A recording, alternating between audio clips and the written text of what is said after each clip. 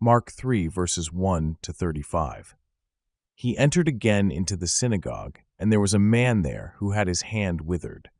They watched him, whether he would heal him on the Sabbath day, that they might accuse him.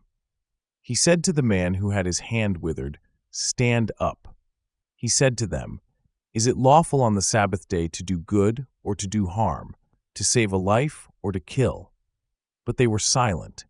When he had looked around at them with anger, being grieved at the hardening of their hearts, he said to the man, "Stretch out your hand."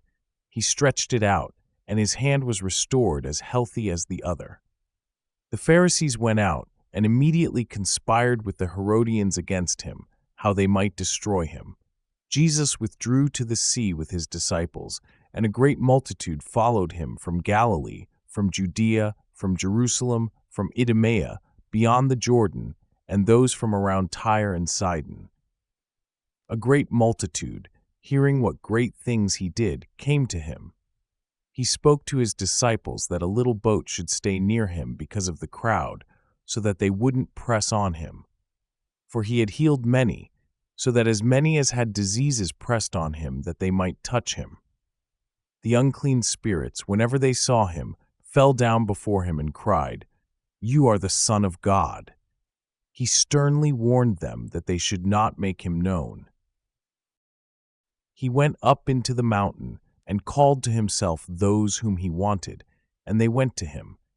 He appointed 12, that they might be with him, and that he might send them out to preach, and to have authority to heal sicknesses and to cast out demons. Simon, to whom he gave the name Peter, James the son of Zebedee, and John, the brother of James, whom he called Boanerges, which means sons of thunder, Andrew, Philip, Bartholomew, Matthew, Thomas, James the son of Alphaeus, Thaddeus, Simon the Zealot, and Judas Iscariot, who also betrayed him. Then he came into a house. The multitude came together again, so that they could not so much as eat bread. When his friends heard it, they went out to seize him, for they said, "He is insane." The scribes who came down from Jerusalem said, "He has Beelzebul, and by the prince of the demons he casts out the demons." He summoned them and said to them in parables, "How can Satan cast out Satan? If a kingdom is divided against itself, that kingdom cannot stand. If a house is divided against itself, that house cannot stand. If Satan has risen up against himself and is divided, he can't stand, but has an end. But no one can enter into the house of the strong man to plunder unless he first binds the strong man, and then he will plunder his house. Most certainly I tell you, all sins of the descendants of man will be forgiven, including their blasphemies with which they may blaspheme.